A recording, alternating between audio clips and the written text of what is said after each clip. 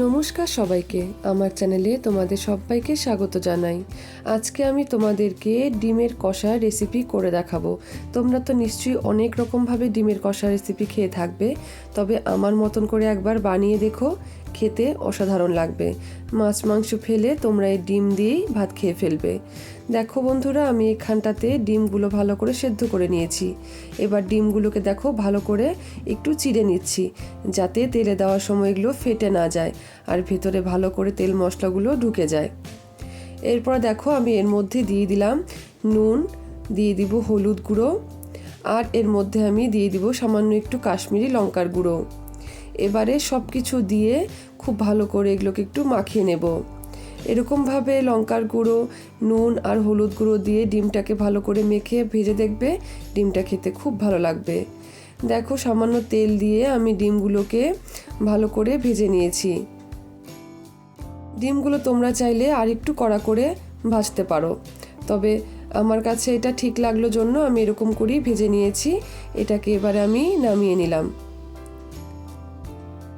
এবারে যেটুকু তেল আছে, এবার তার মধ্যে আমি দেখো আর সামান্য একটু তেল আমি দিয়ে দিয়েছি। এরপর এর মধ্যে দেখো দুটা এলাচ আর একটা দারচিনি ফোড়নে দিয়েছি, দিয়ে দিলাম সামান্য একটু জিরে, গোটা জিরে।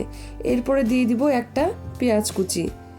এবারে খুব ভালো করে সমস্ত কিছুকে নাড়াচাড়া করে কিছুক্ষণ ভেজে নিতে হবে। তোমাদেরকে পুরো রেসিপিটা দেখার অনুরোধ থাকলো।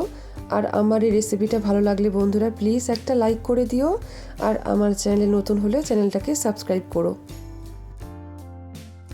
পেঁয়াজটা ভাজা হয়ে গেলে আমি এর মধ্যে আদা আর রসুন বাটাটা দিয়ে দেব।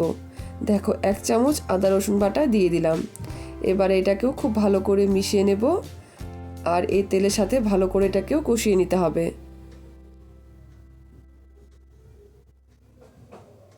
আদা রসুনের কাঁচা গন্ধটা চলে গেলে এরপরে এর মধ্যে আমি বাকি মশলাগুলো দিয়ে দেব। দেখো এর মধ্যে দিয়ে দিলাম আমি সামান্য একটু জিরের গুঁড়ো 1 চামচের মতন। এরপরে বন্ধুরা সামান্য একটু জল দিয়ে দিচ্ছি, যাতে মশলাটা লেগে না যায়। এরপরে ভালো করে সব কিছুকে খুব ভালো করে মিশিয়ে নিচ্ছি।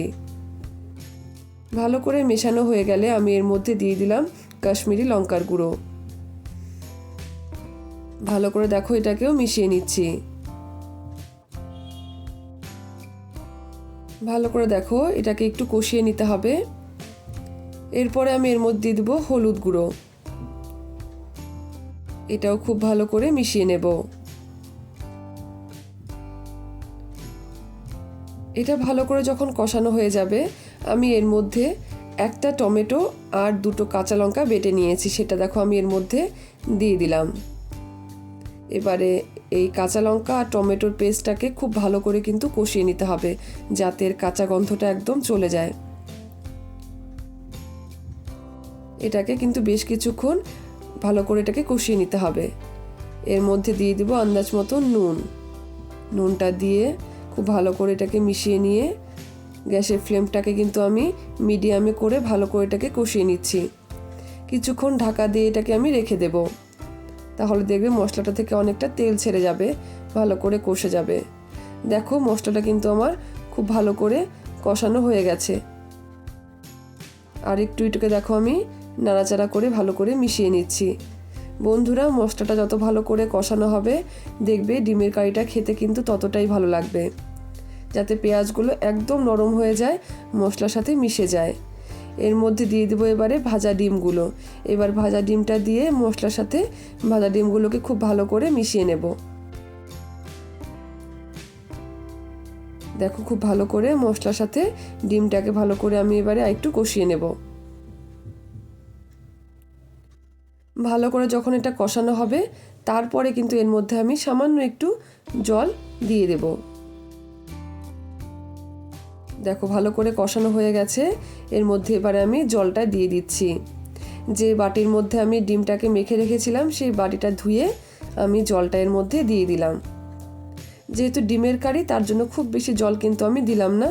দেখো জলটাকে খুব ভালো করে মিশিয়ে নিচ্ছি। এর মধ্যে দিয়ে দিব আমি 2-3টে কাঁচা লঙ্কা ভালো করে চিড়ে রেখেছি, সেটা দেখো দিয়ে দিলাম। এবার এটাকে কিছুক্ষণ ফুটতে দেবো এরকমভাবেই। ভালো করে ফোটানো হয়ে গেলে দেখো আমি এর মধ্যে দিয়ে দিলাম সামান্য একটু কাসুরি মেথি। এরকমভাবে কাসুরি মেথি ডিমের মধ্যে দিয়ে দেখবে, খুব ভালো লাগবে খেতে ডিমের কারিটা।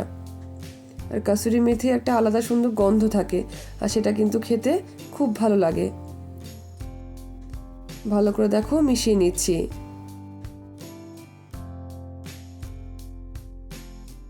ভালো করে মেশানো হলে এটা কিছুক্ষণ একটু ফুটিয়ে নেব, নিয়ে নামানোর আগে সামান্য একটু এর মধ্যে আমি গরম মশলা দিয়ে দেব। দেখো আমার কিন্তু খুব ভালো করে এটা কষানো হয়ে গেছে। তেলটা দেখতে পাচ্ছ কত সুন্দর করে তেলটা ছেড়েও দিয়েছে। এবার নামানোর আগে সামান্য একটু এর মধ্যে আমি শুধু গরম মশলা দিয়ে দেব।